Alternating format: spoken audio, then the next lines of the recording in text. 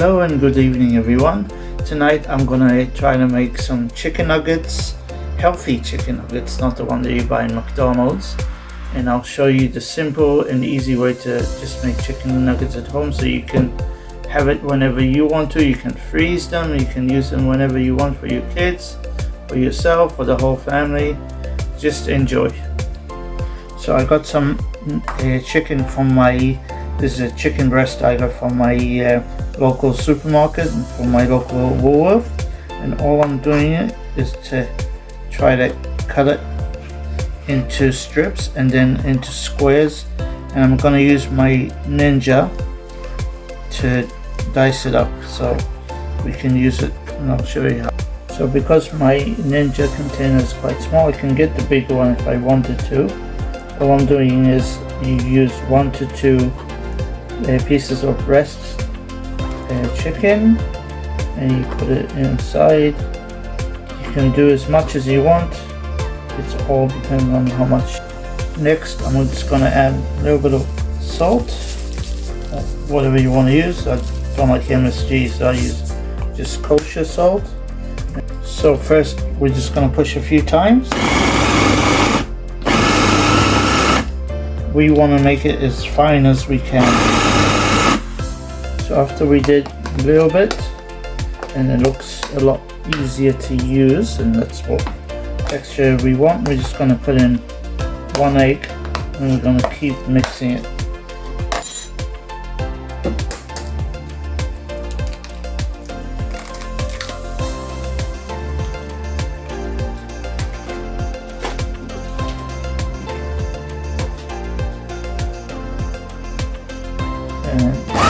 Now the egg is going to mix with it, and it'll be a better texture.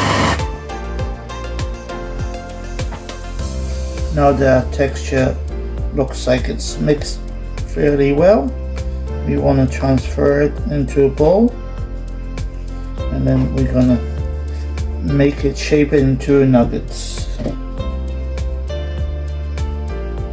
Next I'm just going to take a spoon and just create a shape. Try to use water on your hands to just create a shape of a nugget where you want it, and then dip it in the cornstarch.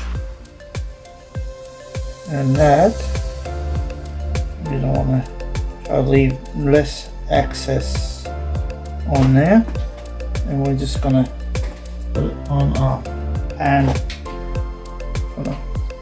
Now that you floured all the chicken nuggets that you want, some of them are bigger than others, what I made, make them any size you want. Just freeze it for 1 hour in the freezer, and then we can get on with our second part. Now that the chicken nuggets has hardened and they freezed, see, we are going to start doing our batter. So first thing we need to do, take some almond flour. I got a cup of almond flour, and we're going to start putting my spices into it.